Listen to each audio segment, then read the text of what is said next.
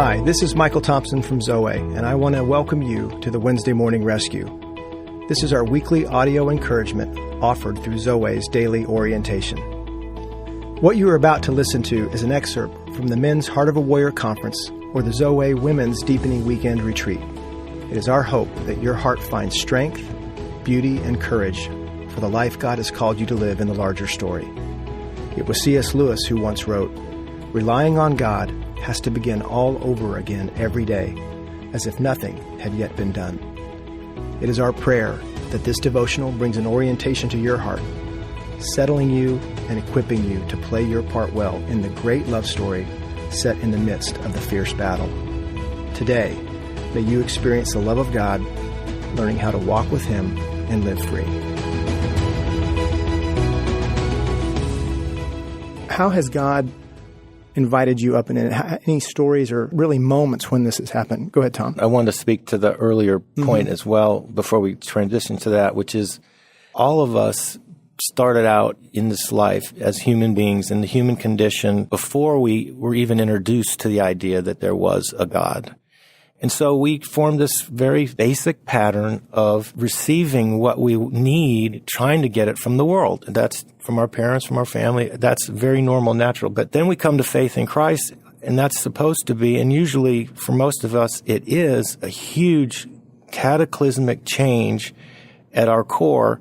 And yet, because of our habits, we still tend to go back to the world to get our needs met. And one of the things we're advocating is that we learn to receive from God what we really want and need. And that requires learning some things about listening, being still and quiet, which are not easy for most of us because we're very busy inside thinking and planning and stuff. But before talking about stories, I just think it's an important thing to realize that we all get stuck in that pattern of looking the wrong place for what it is we really need. And I think that once we embrace the idea that there's more, much, much more than we were ever told or ever experienced, that opens up this whole dimension to the spiritual life and the life in Christ that literally is endless. And it's eternal. It's so large. So we're really pushing on something here that's pretty important. Yeah. So I can promise all of our listeners that in the next 3 podcast series, we'll have this all figured out. Oh, yeah. I mean, the very opposite, right? We'll send you a certificate. Really, I love the idea that more of what we're hopeful for is provoking hearts to more. I know that after 28 years of marriage, I haven't figured Robin out. And I'm pretty sure she doesn't want me to pursue that end and that goal and that objective.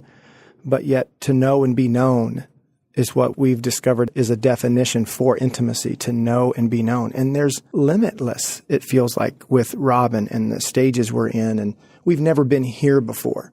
How do we love one another here? How do we walk into this with a daughter or with parents and where they are? I mean, the variables in our story, those alone invite us to more and more and more. For me, one of the stories that this began to connect better for me, I'd always had a fondness for some of the larger epic stories, the books, The Lord of the Rings, The Chronicles of Narnia, these kinds of very expansive, epic. I mean, even as a kid, Star Wars, those were big stories with a lot of characters.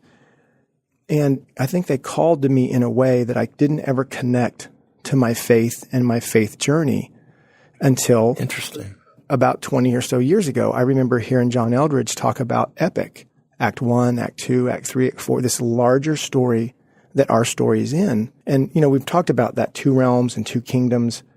And the crazy thing is the more that God was revealing that to me, the bigger I felt like I was being invited up and in. The bigger the story got didn't make me smaller. It actually invited me up and in to play a part. And in all those stories, there's multiple characters.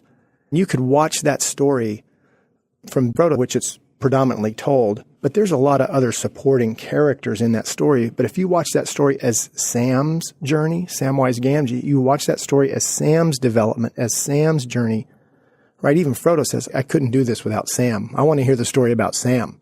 Right? And so I think about what God's done for me in bringing you men into my life and the part that you play in this expedition, in this exploration, and how significant we can be in one another's lives, how the discoveries about God you bring soaking prayer. I remember a decade ago, you bringing this experience you were having with God, and we all were like, where's the well? We wanted to get our bucket. Let's go. That sounds awesome. What you're hearing and what you're feeling and what you're experiencing, what he's telling you, that's how God was partnering with one another in the larger stories. That was tangible for me. When I heard John present Epic for the first time, there was something in my heart that rose up and said, I knew it. I didn't know it, but I did. And it landed in a way that I felt invited, rather than the Christianity that I had been practicing, which was kind of regular doses of indictment. All of a sudden, there's this shift. We're not in Kansas anymore kind of shift. Boom. Middle Earth is real. I'm a part of it, and I want to know my part to play. And that was a very significant time when a life of more became an invitation into walking with God in a way that I didn't know was available. Thank you for listening to this week's Wednesday Morning Rescue, a part of Zoe's Daily Orientation.